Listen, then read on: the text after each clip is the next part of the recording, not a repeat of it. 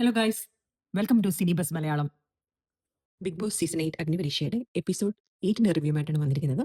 അപ്പോൾ ഇതൊരു weekend episode ആയത് കാരണം 2 എക്സ്ട്രാ ജഡ്ജസ് കൂടെ ഉണ്ട്. 2 ഗസ്റ്റ് ജഡ്ജസ് ഉണ്ട്. അപ്പോൾ അവരെന്ന് പറയുന്നത് നമ്മുടെ ബിഗ് ബോസ് സീസൺ 2വിലെ കണ്ടസ്റ്റൻസ് ആയിട്ടുള്ള രജിത് കുമാറും വീണ നായരുമാണ്.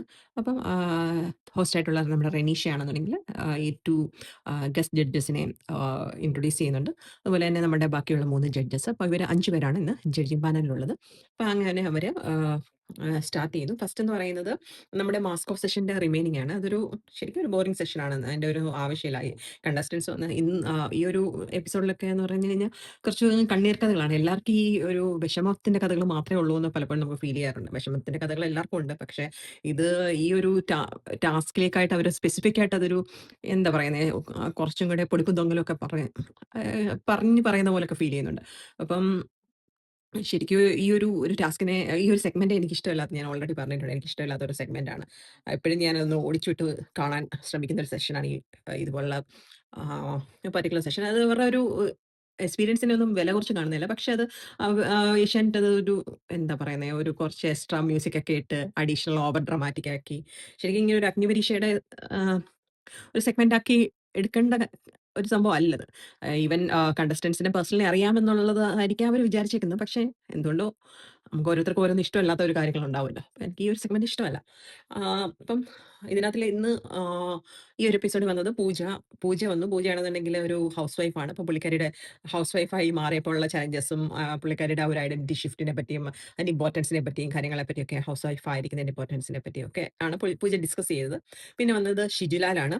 ഒരു പുള്ളിക്കാരന്റെ സൊസൈറ്റിയിൽ ചെയ്തിട്ടുള്ള കുറച്ച് കാര്യങ്ങളെ പറ്റിയും പുള്ളിക്കാരന്റെ ഗ്രാമത്തിൽ ചെയ്ത കുറച്ച് കാര്യങ്ങളെ പറ്റിയൊക്കെയാണ് ഷിജുലാൽ ഡിസ്ക്രൈബ് ചെയ്യുന്നത്. പിന്നെ വന്നത് എൽഡോ ആണെന്നുണ്ടെങ്കിൽ പുള്ളിക്കാരന്റെ പേഴ്സണൽ ഫെയിലിയേഴ്സും അതുപോലെ തന്നെ സൂയിസൈഡ് തോട്ട്സ് ഒക്കെ ഓവർകം ചെയ്തതിനെ പറ്റിയൊക്കെയാണ് എൽദോ പറയുന്നത്. പിന്നെ താഷി പറയുന്നത് പുള്ളിക്ക് പറ്റിയിട്ടുള്ള പാസ്റ്റിലൊരു ബിട്രയലൊക്കെ വന്നിട്ടുണ്ട് പുള്ളിക്കാരന്റെ ലവറിൽ നിന്ന്. അതിൽ നിന്നുള്ള പുള്ളിക്കാരൻ സെൽഫിഷ് ആയിട്ടുണ്ട്. അപ്പൊ അത് കുറച്ച് കാട് കയറി അതൊരു കുറച്ച് ഓവർ കോംപ്ലിക്കേറ്റഡ് ഇതിലേക്കൊക്കെ വന്നു. ആൾക്കാരെ ക്വസ്റ്റ്യൻ ചെയ്യുന്ന ഒരു ഇതിലേക്ക് വന്നു. സെൽഫിഷ്നെസ്സും പിന്നെ അതുപോലെ ബിട്രയലും, അതിന് പുള്ളി ബിട്രേ ചെയ്യും എന്നുള്ള ഒരു ഇതിലേക്കൊക്കെ പറഞ്ഞു വന്നപ്പോഴത്തേന് അതൊരു ആ ടോൺ അങ്ങ് ചേഞ്ച് ആയിപ്പോയി. അപ്പം അത് മറ്റ് കണ്ടസ്റ്റൻസും ശരിക്കും പറഞ്ഞാൽ ക്വസ്റ്റ്യൻ ചെയ്തു. അത് കഴിഞ്ഞിട്ട് വന്നത് നമ്മുടെ അങ്ങനെ ഇത്രയും പേരാണ് നമുക്ക് ഈ മാസ്ക് ഓഫ് സെഷനിലാണെന്നുണ്ടെങ്കിൽ സംസാരിച്ചത്. അത് കഴിഞ്ഞ് വന്നിട്ട് നമുക്കൊരു കോമ്പറ്റിറ്റീവ് ടാസ്ക് ഉണ്ടായിരുന്നു. അതെന്ന് വെച്ച് കഴിഞ്ഞാല് മൾട്ടിപ്പിൾ ബോക്സസ് ഇങ്ങനെ വെച്ചിട്ടുണ്ടാവും. അപ്പം നമ്മളാണെന്നുണ്ടെങ്കിൽ ഒരു ബോംബിംഗ് ദ സിറ്റി എന്ന് പറഞ്ഞ ഗെയിം നമ്മൾ പണ്ട് കളിച്ചിട്ടുണ്ടല്ലോ. അപ്പോൾ അതുപോലത്തെ സെയിം സംഭവം തന്നെ. ഇതൊരു സ്ക്വയർ ഷേപ്പിലുള്ള ബോക്സ് ഉണ്ട്. ബോക്സിനകത്തിൽ ഇപ്പം സ്ക്രീനിൽ ഇപ്പം നമ്പർ 3 എന്ന് പറയുമ്പം ഉള്ള ആൾക്കാരുണ്ടല്ലോ. ഈ ആൾക്കാർ ഇപ്പം ഇപ്പം നമ്മൾ എത്ര കണ്ടസ്റ്റൻസ് നമ്മൾ പറഞ്ഞല്ലോ. ഇപ്പം റിമൈനിങ് എല്ലാവരും എലിമിനേറ്റ് ആയിട്ട് 24 കണ്ടസ്റ്റൻസ് ആണ് ഈ എപ്പിസോഡ് ഉള്ളത്. അപ്പം ഇവരാണെന്നുണ്ടെങ്കിൽ ഇപ്പം 3 എന്ന് പറഞ്ഞു കഴിഞ്ഞാൽ 3 പേരുള്ള ഗ്രൂപ്പായിട്ട് ഓരോ സ്ക്വയറിലും കയറി നിൽക്കണം. അപ്പം റിമൈനിങ് ഉള്ള ആൾക്കാരെ എങ്ങനെയും ഏതെങ്കിലും ഗ്രൂപ്പിൽ കയറാൻ ട്രൈ ചെയ്യണം. അവിടെ നിന്ന് ആൾക്കാരെ പുറത്തോട്ട് മാറ്റിയിട്ട് അവർക്ക് അതിനകത്ത് കയറാൻ ട്രൈ ചെയ്യണം. അത് കുറച്ചൊരു സ്ട്രാറ്റജിയും പിന്നെ അങ്ങനെ ചെയ്യാവുന്നൊരു ടാസ്ക്കാണ്. അതിൽ കുറച്ച് അഗ്രസീവ് ഒക്കെ ആവുന്നുണ്ട്. മറ്റേ രാകേഷൊക്കെ ആണെന്നുണ്ടെങ്കിൽ പിടിച്ചു തള്ളുകയും ഒക്കെ ചെയ്യുന്നത്. അത് ജഡ്ജസ് അതിനെ കമന്റ് ചെയ്യുകയും ചെയ്യുന്നുണ്ട്. അത് അവര് വിമർശിക്കുകയും ചെയ്യുന്നുണ്ട് രാകേഷിനെ. അപ്പം അത് അതിനകത്തിൽ നന്നായിട്ട് കളിച്ചത് ഷിബിനയുടെ ഒക്കെ ടീം ഒരു സ്ട്രാറ്റജിക് മൂവ് ചെയ്തായിരുന്നു. അതായത് ഇവര് 5 ആയിരുന്നെന്ന് തോന്നുന്നു. 5 നമ്പർ വന്ന സമയത്ത് ഇവർ ഷിബിനയുടെ ആ ഒരു ബോക്സിനകത്തിൽ ഒരു 3 ഉള്ളായിരുന്നു. ഇവരെന്ത് ചെയ്തു, ഇവര് 3 പേരും കൂടെ അപ്പുറത്തെ ഒരു ബോക്സിൽ കയറി. എന്നിട്ട് അവിടെയുള്ള 2 പേരെ കൂടെ കൂട്ടി വീണ്ടും തിരിച്ചു വന്ന് 5 പേരാക്കി. അപ്പൊ അങ്ങനെ ആ ഒരു ടാസ്കില് അവര് അതില് അവര് കേറി. പക്ഷെ ലാസ്റ്റിൽ നിന്നെന്ന് പറയുന്നത് രാകേഷിന്റെ ഒക്കെ ടീമാണ് വിൻ ചെയ്തത്. അത് കഴിഞ്ഞിട്ട് പിന്നെ അടുത്തതെന്ന് പറയുന്നത് നിന്ന് വരുന്ന ഫേസ് ഓഫ് ചലഞ്ച്. അപ്പം രാകേഷിന്റെ ഇൻഫിനിറ്റി പെൻ കിട്ടിയിട്ടുണ്ടല്ലോ. അപ്പൊ രാകേഷിനാണ് ഈ ടീമിനെ സെലക്ട് ചെയ്യാനുള്ള ഒരു ബെനിഫിറ്റ് കിട്ടിയത്. അപ്പൊ അങ്ങനെ രാകേഷ് ആണെന്നുണ്ടെങ്കിൽ നമ്മളുടെ കണ്ടസ്റ്റൻസിനെ 2 പേര് വീതമുള്ള, അത് ഈ ഫേസ് ഓഫ് എന്ന് പറയുന്നത് 2 പേര് 2 പേരുള്ള ഗ്രൂപ്പായിട്ടാണ്. എന്നിട്ട് ഇവർ അങ്ങോട്ടും ഇങ്ങോട്ടും എന്താ പറയാ, ഡിബേറ്റ് ചെയ്യണം. അപ്പം ഇതിനകത്തിലാണെന്നുണ്ടെങ്കിൽ ഡയറക്റ്റ് അവരങ്ങോട്ട് അവരെ അവരെ കുറച്ച് കൺഫ്രണ്ട് ചെയ്ത്, അല്ലെങ്കിൽ അവരെ ക്വസ്റ്റ്യൻ ചെയ്തുള്ള ഒരു ടാസ്ക്കാണ് ഈ ഫേസ് ഓഫ് എന്ന് പറയുന്നത്. അപ്പം ഓരോരുത്തരെയും നമ്മള് സ്ക്രൂട്ടനൈസ് ചെയ്യണം. അപ്പൊ നമ്മൾ ഓപ്പോസിറ്റ് ഇരിക്കുന്ന ആരെക്കാളും മാക്സിമം സ്ക്രൂട്ടനൈസ് ചെയ്യണം. അപ്പം നമ്മളുടെ ഒരു പേഴ്സണാലിറ്റി, നമ്മുടെ സ്ട്രെങ്തും പേഴ്സണാലിറ്റിയും ഈ കോമ്പറ്റീഷനിൽ നിൽക്കാനുള്ള പേഴ്സണാലിറ്റി ഒക്കെ ഇവർക്ക് അസസ് ചെയ്യാൻ പറ്റും. അതിലിപ്പം പേയേഴ്സായിട്ട് വന്ന രാകേഷ് ആദ്യം രാകേഷിന്റെ പേരായിട്ട് വന്നത് പ്രവീണാണ്. പ്രവീണിന്റെ ലാക്ക് ഓഫ് എന്താ പറയുന്നേ, ഒരു പ്രസൻസ് ഓഫ് മൈൻഡിനെ പറ്റിയും പിന്നെ ടാക്ടിക്കൽ ആയിട്ടുള്ള ഗെയിം പ്ലേ ഇല്ല എന്നൊക്കെ പറഞ്ഞ് രാകേഷ് നന്നായിട്ട് അവിടെ സംസാരിക്കുന്നുണ്ട്. പ്രവീണിന് അത്രയും കാര്യങ്ങളൊന്നും സംസാരിക്കാൻ പറ്റുന്നില്ല. പിന്നെയുള്ളത് സോന ആൻഡ് ഷിബിനെയാണ്.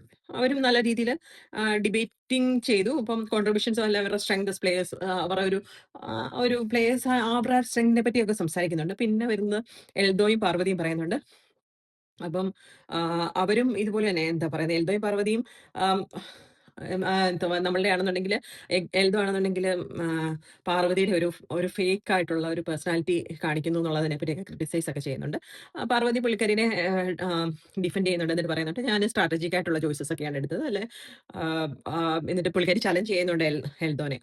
അതായത് ഇങ്ങനെ പെട്ടെന്നുള്ള തീരുമാനങ്ങൾ എടുക്കാനുള്ള എൽദോയുടെ ആ ഒരു പുള്ളിക്കൊരു ബുദ്ധിമുട്ടുണ്ട്. അപ്പൊ അതിനെ ഒക്കെ പുള്ളിക്കാരി ക്വസ്റ്റ്യൻ ചെയ്യുന്നുണ്ട്. പിന്നെ വരുന്നത് ഷിഞ്ചിത്തും ഷിജിലാലും ആണ്. അവരാണല്ലോ കുറച്ച് കൂടുതലും മറ്റേ ലീഡർഷിപ്പ്, ടീം ബേസ്ഡ് ആയിട്ടുള്ള ഡിസിഷൻസിലൊക്കെ വരുന്ന ഷിജിലാലിന്റെ എബിലിറ്റിയെ പറ്റിയൊക്കെയാണല്ലോ ഷിഞ്ചിത്ത് ക്വസ്റ്റ്യൻ ചെയ്യുന്നുണ്ട്. അതുപോലെ ഉണ്ട് അടുത്ത വരുന്നത് രഞ്ജനയും വിശാഖുമാണ് വരുന്നത്. അപ്പം അതും കുറച്ച് ഇന്റൻസ് ആയിട്ട് തന്നെ അവർ അങ്ങോട്ടും ഇങ്ങോട്ടൊക്കെ സംസാരിക്കുന്നുണ്ട്. അപ്പം വിശാഖ് രചനയാണെന്നുണ്ടെങ്കിൽ പറയുന്നുണ്ട് വിശാഖ് കുറച്ചുകൂടെ ഇങ്ങനെ ഭയങ്കര അറ്റൻഷൻ സീക്കിംഗ് ആയിട്ട് അതുപോലെ പ്ലേ ചെയ്യുന്ന സമയത്ത് ഡബിൾ സ്റ്റാൻഡേർഡ്സ് ഒക്കെയാണ്. ആ ഗെയിമിന്റെ റിയൽ ഗെയിം കണ്ടന്റിനെ പറ്റിയല്ല, പുള്ളിക്കാരനെ കുറച്ച് അറ്റൻഷൻ സീക്ക് ചെയ്യാൻ, സ്വന്തമായിട്ട് അറ്റൻഷൻ സീക്ക് ചെയ്യാൻ വേണ്ടിയാണ് ട്രൈ ചെയ്യുന്നത് എന്നുള്ള രീതിയിൽ രചന ഇത് പറയുന്നുണ്ട്. വിശാഖു അതിനെ ഇത് ഓപ്പോസിറ്റ് ആയിട്ട് പറയുന്നുണ്ട്. അപ്പൊ ഇങ്ങനെ അങ്ങോട്ടും ഇങ്ങോട്ടുള്ള ഒരു ഡിബേറ്റ് ആണ്. അതായത് മറ്റേ ആളുടെ ഇതിനെ പറ്റിയുള്ള പറഞ്ഞിട്ടുള്ള ഒരു ഡിബേറ്റ് എന്ന് വേണം പറയാം. അതല്ലാതെ അതിനകത്തിൽ വലിയ എന്താ ഇതിനകത്ത് ചിലരുടെ അതിൽ ഓവറായിട്ട്, അതായത് ആവശ്യമില്ലാത്ത കാര്യങ്ങളിലെ ചുമ്മാ വായിട്ടലിക്കുന്ന ഈ ഇപ്പം അളകനന്ദയുടെ ഒക്കെ വന്ന സമയത്ത് ഓവറായിട്ട് സംസാരിക്കുന്നതൊക്കെ വന്നു കഴിഞ്ഞപ്പോൾ എന്ത് ചെയ്തു, അവര് പെട്ടെന്ന് തന്നെ സ്റ്റോപ്പ് ചെയ്തു. ഒത്തിരി നേരമൊന്നും സംസാരിക്കാനൊന്നും സമ്മതിച്ചിട്ടില്ല. പിന്നെ അത് കഴിഞ്ഞിട്ട് നമുക്ക് പിന്നെ വരുന്നത് എലിമിനേഷൻ ആണ്. അടുത്തെന്ന് പറയുന്നത് എലിമിനേഷൻ. എലിമിനേഷൻ എന്ന് പറയുന്നത് 4 പേരാണ് ഈ ഒരു എപ്പിസോഡിൽ എലിമിനേറ്റ് ആവുന്നത്. പ്രവീണ്, പാർവതി, രചന, ഷിൻജിത്ത്. അപ്പൊ ഇവരുടെ ഓവറോൾ ഉള്ള പെർഫോമൻസ് വെച്ചിട്ടാണ് ഇവര് 4 പേര് എലിമിനേറ്റ് ആയത്.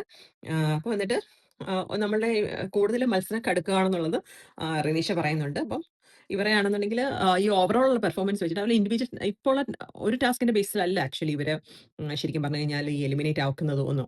ഇവരുടെ ഓവറോൾ ആയിട്ടുള്ള ഒരു പെർഫോമൻസിന് വെച്ചിട്ട് ആവശ്യമില്ല ചുമ്മാ കാരണം സംസാരിക്കും. ഇപ്പം ഡിബേറ്റ് ടാസ്കിലൊക്കെ ഇവർ നോക്കുമ്പോൾ നമുക്ക് മനസ്സിലാക്കാൻ പറ്റും. ഇപ്പം രണ്ടുപേരും ചെന്ന് സംസാരിക്കുമ്പോൾ ആവശ്യമില്ലാതെ ഓവറായിട്ട് കാട് കയറി പോകുന്ന സമയത്ത് രഞ്ജിനി അന്നേരം ബെല്ലടിച്ച് നിർത്തും. അല്ലാതെ കൂടുതൽ ഇങ്ങനെ ഒത്തിരി ആവശ്യമില്ലാതെ സംസാരിക്കാനും സമ്മതിക്കില്ല. കാരണം അതിനകത്തൊരു ഒരു കാമ്പില്ല. പക്ഷെ നല്ല പോയിന്റ് ഒക്കെ പറഞ്ഞ് അങ്ങോട്ടും ഇങ്ങോട്ടും സംസാരിക്കുന്നത് നമുക്ക് കൂടുതൽ സമയം കിട്ടുന്നതായിട്ട് നമുക്ക് നോട്ട് ചെയ്യാൻ പറ്റും. അപ്പം നമ്മുടെ ചില ആൾക്കാർ ഒരു വിചാരം എന്ന് പറഞ്ഞാൽ അവരൊത്തിരി സംസാരിക്കുന്നില്ല, എന്താ അവർക്ക് പിന്നെ ഇത് കൊടുക്കാത്തേ എന്നൊക്കെ. പക്ഷെ അങ്ങനെയല്ല, അവർ പോയിന്റ് വെച്ചിട്ട് ചുമ്മാ കിടന്ന് അലച്ചിട്ട് ഒരു കാര്യമില്ല. അത് പോയിന്റ് വെച്ചിട്ട് അതിനെ ഇപ്പോൾ മറ്റേ ആൾ പറയുന്നതിന് പോയിന്റ് വെച്ചിട്ട് അതിനെ എന്താ പറയുന്നത്, ഇത് ചെയ്യുക, കട്ട് ചെയ്ത് വിടുക, അങ്ങനെയുള്ള രീതിയിൽ അങ്ങോട്ടും ഇട്ടും ആ ഒരു റെസ്പെക്ട് കൊടുത്ത് അവർക്ക് മറ്റേ ആൾക്ക് പറയാനുള്ള സംസാരിക്കാനുള്ള ഒരു സ്പേസ് കൊടുത്ത് അങ്ങോട്ടും ഇങ്ങോട്ടും ഹെൽത്തി ആയിട്ടുള്ള ഒരു ഇത് ചെയ്തു വരുന്നവർക്കൊക്കെ നല്ല സമയം കിട്ടിയിട്ടുണ്ട്. കുറേ പേർക്ക് അങ്ങനെ നല്ല സമയം കിട്ടിയിട്ടുണ്ട്. അപ്പൊ അങ്ങനെ അവര് ആ ഡിബേറ്റ് ടാസ്കും അത്യാവശ്യം നന്നായിട്ട് തന്നെയാണ് ഹാൻഡിൽ ചെയ്തതെന്നുള്ളതാണ് നമുക്ക് പറയാൻ പറ്റുന്നത്. അപ്പം ഇതിനകത്തില് ചില അതുപോലെ ഇന്നിപ്പം രജിത് കുമാർ, വീണ നേരം വന്ന് അവർക്ക് ചില കാര്യങ്ങളിൽ ചില സ്വാപ്പിങ്ങും അങ്ങനെയൊക്കെ ചെയ്യാനുള്ള കുറച്ച് അധികാരങ്ങളൊക്കെ കിട്ടി. അത് ഒരു വലിയ കാര്യങ്ങളായിട്ടൊന്നുമില്ല. ജസ്റ്റ് ഇവരെ എന്താ പറയുന്നത്, പഴയ ബിഗ് ബോസ് കണ്ടസ്റ്റൻസിനെ ഇവിടോട്ട് കൊണ്ടുവരിക എന്നുള്ളത് ജസ്റ്റ് ഇത് മാത്രമേ ഉള്ളൂ. അപ്പം ഇത്രയുമായിരുന്നു ഇന്നത്തെ ഇന്ന് ഒരു എപ്പിസോഡ് എന്ന് പറയുന്നത്. അപ്പം നിങ്ങൾക്ക് ഈ ഒരു എപ്പിസോഡിന്റെ റിവ്യൂ ഇഷ്ടപ്പെട്ടെന്നുണ്ടെങ്കിൽ ലൈക്ക് ചെയ്യുക, സബ്സ്ക്രൈബ് ചെയ്യുക, കമന്റ് ചെയ്യുക. Thank you so much.